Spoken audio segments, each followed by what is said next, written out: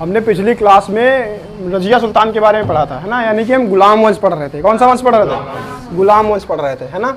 यहाँ तक दिख रहा है सबको? देखो आ रहा है उसमें गुलाम वंश, थोड़ा ऊपर जा रहा है, कोई बात नहीं, सही हो जाएगा। यहाँ पे गुलाम वंश लिखा है, ठीक है। गुलाम वंश पढ़ रहा था। गुलाम वंश की स्थापना किसने की थी? कुतुबुद्दीन ऐबक ने की थी। इसने स्टार्ट किया था इसे, सीधे ऐबक लिखते हैं। ऐबक ने स्टार्ट किया था किस सन में? 1206 में। 1206 में स्टार्ट किया था और कब तक चला ऐबक? 1210 में, है ना। उसके बाद कौन आ गया? इसका बेटा आराम शाह, और आराम करते करते ये चला गया, है ना। मात्र 1 साल ही रहा आराम शाह, ठीक है, पढ़ा चुके हैं। उसके बाद कौन आया है? उसके बाद आ गया इल्तुतमिश, जो बदायूं का सूबेदार था और ऐबक का गुलाम था। कौन आया था? इल्तुतमिश आ गया। अब इल्तुतमिश रुका थोड़े दिन तक, कब से कब तक रुका? 1211 से लेकर के 1236 तक रुका इल्तुतमिश जब मरा तो उसके बाद में इसका बेटा बनेगा, क्योंकि राजा का बेटा राजा बनता है। तो इसका बेटा कौन था? इसका बेटा कौन था? रुकनुद्दीन। कौन बना? रुकनुद्दीन बना। क्या ये योग्य शासक था? नहीं। और सत्ता पे कौन बैठेगा? जो योग्य होगा। टिकेगा तो वही, ये योग्य नहीं था तो क्या रुकेगा ये? नहीं। इसके बाद कौन आ गया? रजिया, इसकी बहन, है ना। कौन आ गया? रजिया। रजिया ने कहा कि अब्बू जी ने क्या कहा था कि शासक कौन बनेगा? हम बनेंगे। शासक कौन बनेगा? हम बनेंगे। तो शासक कौन बन गया? रजिया बन गई, है ना। अब रजिया जब मरी, रजिया भी ज़्यादा दिन तक नहीं रही, है ना। 40 तुर्क सरदारों ने षड्यंत्र कर करके इसकी हत्या करवा दी थी कैथल हरियाणा में, है ना। किसके द्वारा? डाकुओं के द्वारा, है ना। डाकुओं के द्वारा षड्यंत्र करके इसकी हत्या करवा दी थी। इसका पति कौन था? अल्तुनिया। कौन था? इल्तुनिया नहीं, अल्तुनिया, ठीक है। हाँ, उसमें बड़ा कंफ्यूजन रहता है। लोग कहते हैं मलिक याकूत। मलिक याकूत कैसे हो जाएगा? वो तो उसका मित्र था, है। मित्र में बड़ा अंतर रहता है। मित्र होता है जो, एक होता है जो असली में बेवकूफ़ होता है, और एक होता है जो महाबेवकूफ़ होता है। महाबेवकूफ़ को ही पति कहते हैं, बाकी बेवकूफ़ वाला मित्र है ना। तो रजिया, रजिया के बाद में कौन आएगा? इसका भाई छोटा, उसका नाम क्या हो जाएगा? इधर लिख दें। इसके बाद में बहराम शाह आएगा। कौन आएगा? बहराम शाह। बहराम शाह आ गया। ये भी योग्य शासक नहीं था, है ना। ये बिल्कुल ही खच्चर था। तो इससे छोटा एक आ गया, इसका नाम क्या था? नसीरुद्दीन। कौन आ गया? नसीरुद्दीन मोहम्मद शाह, है ना। नसीरुद्दीन शाह कह सकते हो इसे, है ना। वो आज वाले नहीं नसीरुद्दीन शाह जो कहते रहते हैं हमको हिंदुस्तान में खतरा है ना, इस्लाम धर्म खतरे में चल रहा है, वो वाले नसीरुद्दीन शाह नहीं। ये वो वाले नसीरुद्दीन शाह जो बहराम शाह के भाई और रजिया के भाई थे, है ना। रजिया सुल्तान के भाई, ठीक है। नसीरुद्दीन शाह को हमने खत्म कर दिया था। ये कंजूस शासक था। ये क्या करता था? टोपी बनाता था। क्या बनाता था? टोपी बनाता था। अपना खर्चा चलाने के लिए टोपी बनाता था। अब इसके बाद में इसने अपने जीवन काल में एक काम अच्छा कर दिया था कि जो 40 तुर्क सरदार थे, है ना, जो तुर्काने चहलगानी थी, उसमें तुर्क सरदारों की जगह पे एक बाहरी आदमी भी रख लिया था। उस बाहरी आदमी का नाम क्या था? बलबन नाम था। उस बलबन को इसने यहाँ पे शामिल कर दिया। अब बलबन आया कहाँ से था? ईरान से। अब यही जब बलबन इसमें आ गया, तुर्काने चहलगानी में शामिल हो गया, तो आगे चल करके उसने नसीरुद्दीन शाह को ही अपदस्थ करके खुद सत्ता काबिज कर ली। कौन बन गया सम्राट? अब बलबन बन गया। तो हम लोगों को पढ़ना क्या है? बलबन पढ़ना है। कोई बता सकता है बलबन का वास्तविक नाम क्या था? बलबन शासक बन गया। बलबन इस वंश में इल्तुतमिश के बाद में सबसे योग्य शासक होगा, है ना। कुछ इतिहासकार ये भी कहते हैं कि रजिया अगर महिला ना होती तो इसमें सबसे योग्य होती, है ना। एक योग्य सुल्तानों में उसका भी नाम आता लेकिन महिला होना उसके आड़े आ गया, तो ज़्यादा दिन तक रह नहीं पाई। अब बलबन की बात करते हैं तो इसका वास्तविक नाम को लोग बता सकते हो? वास्तविक नाम, इसका वास्तविक नाम था उलूग खां। उलूग खां। ये क्वेश्चन पूछा हुआ है ना, छोटे मोटे एग्जाम में नहीं, यूपी पीसीएस प्री में पूछा गया है, ठीक है, कि बलबन का वास्तविक नाम क्या था? उलूग खां नाम था। अच्छा, पूछा जाए बलबन जो है इसका शासनकाल कब से कब तक रहा? यहाँ लिख दें उलूग खान का शासन, है ना। उलूग खान का शासनकाल कब से कब तक होगा? तो तुमको पता है नसीरुद्दीन शाह कब गए? 1246 में। कब गया? 1246 में इसको हटा दिया, और सबसे लंबे समय तक यही रहा। इससे ज़्यादा शासनकाल किसी ने नहीं रहा, इससे ज़्यादा किसी का शासनकाल। तो 1286 नहीं 87 तक रहा ये। कब तक रहा? 1287 तक। तो लगभग 40-41 साल रहा। कोई छोटी बात है? बहुत लंबी बात है ना। इतना तो पूरा वंश नहीं चला और जितना ये अकेले चला है। तो ये चला। अच्छा, बलबन आया कहाँ से था? तो ईरान से आया था। तो तुर्काने चहलगानी में जब ये शामिल हुआ तो ये उसमें से अलग जाति का था, क्योंकि तुर्काने चहलगानी में केवल तुर्क जाति के लोग रहते थे जो अफगानिस्तान से आते थे, और ये ईरान से आया था और ये उनकी जाति का भी नहीं था। इस्लाम में भी बहुत सारी जातियाँ होती हैं। ईरान में देखोगे तो वहाँ पे शिया जाति के मुसलमान रहते हैं। कौन रहते हैं? शिया मुसलमान रहते हैं। तो ये कैसा था? शिया जाति का था। जाति कह सकते हो ऐसे, है ना। अलग अलग उनमें पंथ होते हैं, जैसे अपने यहाँ जातियाँ अलग अलग होती है वैसे उनमें भी होते हैं। तो ये लोग क्या करते हैं? शियाओं को थोड़ा कम मानते हैं। आज के समय में भी देखोगे तो क्या कहते हैं? शिया मुसलमान जो हैं ये क्या हैं? छोटे, क्योंकि इनकी विचारधाराएं अलग अलग हैं। कोई किसी को मानता है ये हमारे पैगंबर, वो कहता है ये हमारे पैगंबर नहीं है। इसी हो जाता है विवाद, है ना। जैसे देखोगे अपने में भी देखो, हिंदू धर्म में भी देखोगे तो क्या होता है? पंडित लोग कहेंगे हमारे वाले परशुराम हैं, कहते नहीं कहते हैं। और जो बाकी क्षत्रिय वाले होंगे वो क्या कहेंगे? हमारे वाले श्री राम हैं, है ना। और बौद्ध वाले क्या कहेंगे? हमारे वाले भगवान बुद्ध हैं। है तो सब एक ही में से, है ना। अगर देखोगे जो वास्तविक धर्म है उसमें क्या बताया गया है कि ये तीनों ही अवतारी हैं, है ना। कहते हैं पहले परशुराम आए, उसके बाद में राम आए, उसके बाद में बौद्ध है ना। तो है तो सबको एक ही अवतार माना गया है। उसी धर्म को तुम भी मानते हो, लेकिन सब लोग अपनी अपनी बांट रखे हैं, है ना। बंदर बांट चल रही है। वैसे इसमें भी था, इसमें भी अलग अलग आज के समय में भी होता है। आज के समय में ईरान इतना पिछड़ा क्यों है? क्योंकि उस पर इतने ज़्यादा सैंक्शन लगा दिए गए हैं। सैंक्शन क्यों लगा दिए गए हैं? क्योंकि बाकी के जितने हैं वो सब मिलकर के एक ग्रुप बना लिए हैं कि जो हमारे में से नहीं है उसका हम समर्थन नहीं करेंगे, तो उसका विरोध करेंगे। अब विरोध करेंगे तो उसको कोई खरीदे ना। कहता कि अगर तुम हमारे हो तो सिर्फ हमारे रहो, हमसे व्यापार करो, अगर उनसे व्यापार करोगे तो तुमसे हमारा व्यापार बंद। तो लोग क्या कहते हैं? जिसके पास जन समर्थन ज़्यादा है उसके पास लोग चले जाते हैं। तो इनके पास जन समर्थन कम है तो इनको लोग किनारे कर देते हैं। तो अमेरिका ने इस पर बहुत सारे सैंक्शन लगा रखे हैं जिससे इनका व्यापार नहीं हो पाता, है ना। अभी क्या हुआ? इनका रसिया के साथ में हो गया, बिल्कुल साझा हो गया है कि अब इनका आपस में व्यापार चलता रहेगा। अरे चलेगा बिटिया, है ना। तो अभी इनका व्यापारिक थोड़े रास्ते खुलने लगे हैं। अब रसिया के साथ होगा तो इनडायरेक्टली इंडिया के साथ भी होगा, है ना। तो अभी धीरे धीरे ये आगे निकलने लगेंगे। लेकिन इजराइल पसंद नहीं करता ईरान वालों को, लेकिन फिर भी अपने से उससे लेना नहीं। इतिहास पढ़ते ना हम लोग। तो ये कहाँ का था? बलबन ईरान का रहने वाला था, शिया मुसलमान था। अब बाकी के 40 जो तुर्क सरदार, 39 है ना, बाकी के 39 तुर्क सरदारों से इसकी पटरी खाएगी? नहीं खाएगी। तो ये क्या उसको पसंद करेगा? नहीं करेगा, क्योंकि इसके यहाँ जो नियम कानून होते हैं वो उनके यहाँ नहीं होते हैं, और इसी बात पे विवाद होगा। ठीक है। इस्लाम में कहा जाता है कि तुम सिर्फ और सिर्फ अल्लाह के सामने झुकोगे, उसके अलावा किसी के सामने झुकोगे नहीं। ठीक है। क्या कहते हैं? कि अल्लाह के सिवा किसी के सामने नहीं झुक सकते। इसने कहा कि हमारे सामने झुकोगे। किसके सामने झुकोगे? हाँ, इसने सजदा चालू किया। क्या चालू किया? तुमसे पूछा जाएगा सजदा चालू करने वाला दिल्ली का सुल्तान कौन सा हो जाएगा? बलबन। सजदा में क्या होता है? झुक करके ऐसे करते हैं ना, ऐसे तो करते हैं, ऐसे अल्लाहु अकबर, है ना। तो कहते हैं कि किसी के सामने झुका नहीं जाता, और ये क्या कर रहा है? अपने सामने झुका रहा है लोगों को। कह रहा है कि जो झुकेगा नहीं वो मरेगा। रखते हैं हम लॉ की नीति कि नहीं मानोगे तो मरोगे। ठीक है। तो सजदा चालू किया, इसमें झुकना होता है। अब इतने से इसको मजा नहीं आया, कहता थोड़ा और चाहिए। उसने पैर चाटने पड़ेंगे मेरे। जो सरदार होगा, राजा होगा, उसके पैर चूमने होंगे तुमको। उसे कहते हैं पैबोस। क्या कहते हैं? हाँ। तो पूछा जाएगा तुमसे सजदा और पैबोस को लागू करने वाला कौन सा सम्राट हो जाएगा? बलबन हो जाएगा। उसने क्या किया कि तुमको पैर भी चूमने पड़ेंगे राजा के, है ना। एकदम दंडवत होकर के पैर चूमने पड़ेंगे। ना मानो तुम, देखते कैसे नहीं मानोगे। तो खतरनाक आदमी था, है ऐसे थोड़ी ना हल्के में। अभी तो करे बलबन लंबे समय तक चला। अब 40 जो तुर्क सरदार थे वो इसका विरोध कर रहे थे, लेकिन होगा क्या? बकरे की माँ कितो चिल्लाए, कटना तो बकरे को है ही है, नहीं कटना है। तो हो गया।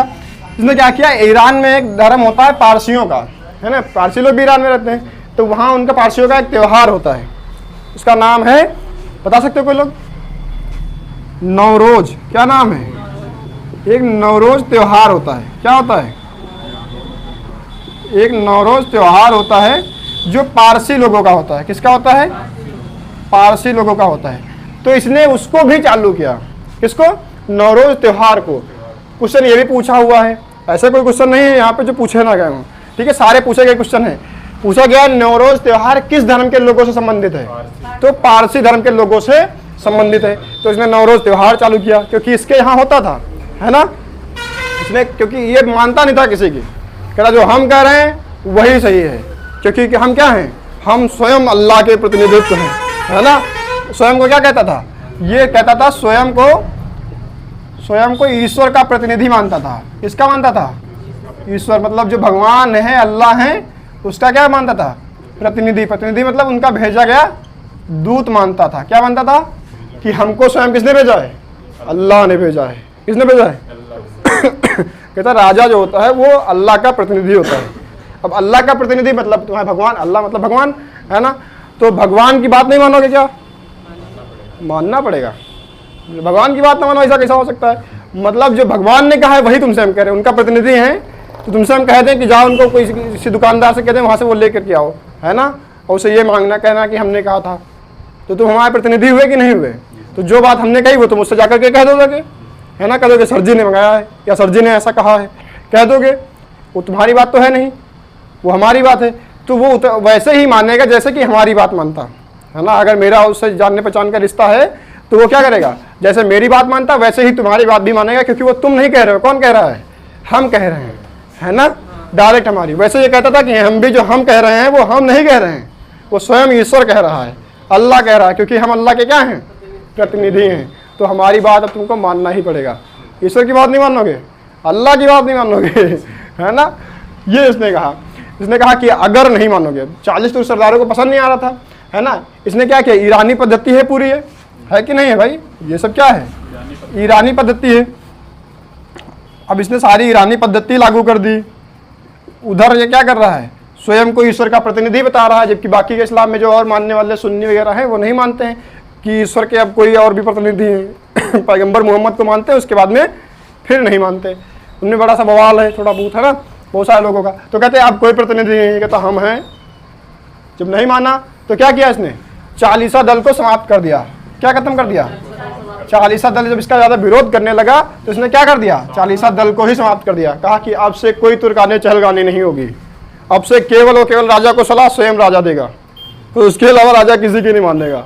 ठीक है, लोगों ने विरोध कर दिया कि ऐसा कैसे होगा, है तुम्हारे यहाँ अगर लोकतंत्र खत्म कर दिया है, तुम लोग सड़कों पर उतरोगे, ऐसे कैसे लोकतंत्र खत्म हो जाएगा। मोदी जी क्या परमानेंट रहेंगे, नहीं करोगे विरोध, है ना, करोगे विरोध। ऐसे इसके सामने भी विरोध कर दिया। तो इसने क्या कर दिया, मोदी जी था या बिल्कुल एकदम कहा भाइयों और बहनों कल से लोकतंत्र खत्म होता है ना। इसने खत्म कर दिया, कहा तुर्काने चहलगानी आज से खत्म, अब से जो हम कहेंगे वही होगा और जो नहीं मानेगा वो ही नहीं होगा। ठीक है, अब से जो हम कहेंगे वही होगा और जो उसको नहीं मानेगा वो भी नहीं होगा। ठीक है, इसे कहते हैं रक्त एवं लौह की नीति। क्या कहते हैं, रक्त एवं लौह की नीति, है ना। इसमें क्या होता है, रक्त तो सभी जनता के पास ही है, रक्त मतलब खून, है ना, रक्त तो सारी जनता के पास ही है। और लोहे की तलवार बलबन के पास है। जो बात नहीं मानेगा तो तलवार से उसका सर कलम कर दिया जाएगा, है ना, अलग कर दिया जाएगा। तो इसी को कहते हैं रक्त एवं लौह की नीति। जो राजा कहेगा वही सबको मानना पड़ेगा, उसके अलावा किसी की भी नहीं सुनी जाएगी, कुछ भी नहीं सुना जाएगा। इसके दरबार में अच्छा एक कवि रहता था, है ना, उसका नाम था, कोई बता सकते हो? अच्छा बताओ, तबला का आविष्कार किसने किया? हाँ, तानसेन। सितार का आविष्कार किसने किया? अरे जाओ खच्चरों, इसके समय पे रहता था अमीर खुसरो। कौन रहता था? अमीर खुसरो को नहीं जानते? ये वही व्यक्ति है जिसने हिंदी को हिंदी नाम दिया, जो खुद हिंदी नहीं है। ठीक है, हिंदी को दिया गया जो हिंदी नाम है वो खुद हिंदी भाषा में नहीं है। जो हिंदी कहते हैं ना, वो हिंदी भाषा का शब्द ही नहीं है। कौन सी भाषा का है? फारसी भाषा का है। हिंदी जो लिखते हैं ना, हिंदी, है ना, ऐसे हा बनाते हो, उसके ऊपर छोटी की मात्रा, अंक की बूंदी, दा बड़ी की मात्रा, वो वाला हिंदी, है ना। ये हिंदी शब्द भी हिंदी भाषा का नहीं है। तुमसे पूछा गया है क्या क्वेश्चन, हिंदी में पूछा गया है कि हिंदी को हिंदवी नाम किसने दिया? फलाने ने दिया। फलाने कौन? अमीर खुसरो। तुमसे पूछा जाएगा तबले का आविष्कार किसने किया? अपने यहाँ ढोलक हुआ करती थी, ढोलक जानते हो, है ना, महिला लोग तो खूब जानते हैं, तड़बड़ तड़बड़ बजाती रहती है ना, एकदम शोर होता रहता है उससे, इधर से भी पीटो उधर से भी पीटो, दोनों साइड से तड़बड़ तड़बड़ पीटती रहती है। इसने क्या किया, उल्टा कर दिया, कहा कि अब सिर्फ एक तरफ से बजाया जाएगा। तकला बजाया किसी का? बिल्कुल वैसे ही कहा कि अब एक साइड से बजाया जाए, उसी को क्या कहते हैं? हाँ, हमारे यहाँ टकला कहते हैं उसे। क्या कहते हैं? हाँ, टकला भी तो बजता है वैसे ही, नहीं बजता? अरे बजा के देखो कोई टकला। तो तबले का आविष्कार तुमसे पूछा है किसने किया? हाँ, तो वैसे ही बजता है तबला जैसे टकला बजता है, ठीक है। मतलब ढोलक है एक साइड से जो बजेगी वो तबला है, ठीक है। इसने सितार का आविष्कार भी किया। किसका आविष्कार किया? सितार जानते हो क्या होता है? वीणा देखा है? वीणा है ना, वीणा में ऊपर भी एक डमरू लगा होता है गगरी जैसा, एक नीचे भी लगा होता है, दोनों साइड लगे होते हैं। इसमें क्या है, नीचे बड़ा सा लगा दिया, ऊपर ऐसे ही, है ना। तो ऐसे कह सकते हैं गिटार और वीणा दोनों को मिला करके सितार बना दिया ना। गिटार देखा, गिटार में कुछ नहीं होता, नीचे प्लेट जैसा होता है कुछ, है ना, उसमें तार लगे होते हैं। वीणा में दोनों तरफ गगरी बनी होती है, उसी से सुर निकलते हैं, झन झन की आवाजें। इसने क्या किया, एक तरफ गिटार एक तरफ वीणा मिला करके क्या बना दिया? सितार। और तबले को आधा काट कर, ढोलक को आधा काट करके तबला। कहा कि लो नया आविष्कार, है ना। ये नया आविष्कार किसने कर दिया? अमीर खुसरो ने। अमीर खुसरो किसका दरबारी था? केवल बलबन का नहीं था, मेरी बात ध्यान रखना। अमीर खुसरो केवल बलबन का दरबारी नहीं था। ये एकमात्र ऐसा कवि है या एकमात्र ऐसा दरबारी है जिसने दिल्ली सल्तनत के सबसे ज्यादा राजाओं को देखा है। बात समझ रहे मेरी? इससे ज्यादा किसी ने भी किसी के दरबार में शासन नहीं किया। शासन नहीं मतलब रुका, है ना। किसी के भी दरबार में इससे ज्यादा कोई रुका नहीं। बलबन तो देखा ही है, बाकी पता नहीं कितने देख डाले, है ना। इसकी किताब है, कोई बता सकते हो? इसकी किताब पढ़ा चुके हैं? हाँ, ये उसकी रचना है, छाप तिलक सब चीनी। किताब बताओ बेटिया, पढ़ा चुके हैं?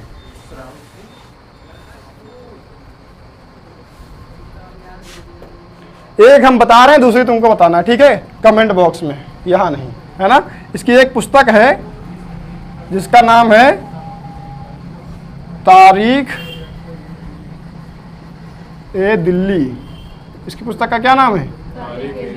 तारीख है दिल्ली। ये पुस्तक ज़्यादा फेमस नहीं है, इसलिए इसको मैंने बता दिया है। जो इसकी फेमस पुस्तक है वो तुम लोगों को कहाँ बतानी है? कमेंट बॉक्स में, ठीक है। तो अमीर खुसरो हो गया। अब बलबन के बाद में कितना हो गया टाइम? यहाँ कितना हो गया? बलबन कब तक रहा? 87 तक। और तुमको पता है गुलाम वंश चलेगा कब तक? 90 तक। भाई 90 के बाद में खत्म हो जाएगा, 1290 तक ही तो चलेगा। बचा टाइम कितना? 87 से 90 में 3 साल। तो 3 साल मतलब क्या? अब इससे बाद जो आएगा वो आखिरी होगा? ऐसा नहीं है, कुछ होता है ना 15-15 दिन में निपट जाते हैं। 2 आ गए। इसमें कोई कितने आ गए? 2 आ गए। 1 साल में 1 निपट गया, 2 साल में 1 निपट गया। इसके बाद में आया क्यूमर्स। यहाँ दिख रहा है? नहीं दिख रहा है? इसके नीचे दिख रहा है। इसके बाद में बलबन के बाद में यहाँ पे मान लेते हैं बलबन है। अरे दिखेगा बेटिया, हम देख के बता रहे हैं। मोबाइल में उल्टा दिख रहा है, उसमें नहीं। अभी तुमको देखने में ऐसा लग रहा है स्क्रीन पे उल्टा दिख रहा है, लेकिन जब अपलोड हो जाएगा वीडियो तो तुमको उल्टा नहीं दिखेगा। बलबन के बाद में क्यूमर्स आया। कहीं पूछा नहीं जाएगा, ना पूछा गया अभी तक, पूछा नहीं जाएगा। चाहे पीसीएस तक का एग्जाम दे रहे हो वहाँ कहीं नहीं पूछा जाएगा। फिलहाल बता दे रहे, पढ़ा रहे तो छोड़े ना इसको भी। इसके बाद में एक आएगा, वो पूछा जा सकता है लेकिन संभावना उसकी भी कम है ना। नहीं की बात नहीं है, कम है ना। तो अगला जो आएगा उसका नाम है कैकुबाद। नाम सुना है कहीं? कैकुबाद। कैकुबाद जो है इस वंश का अंतिम शासक होता है। क्या होता है? अंतिम शासक।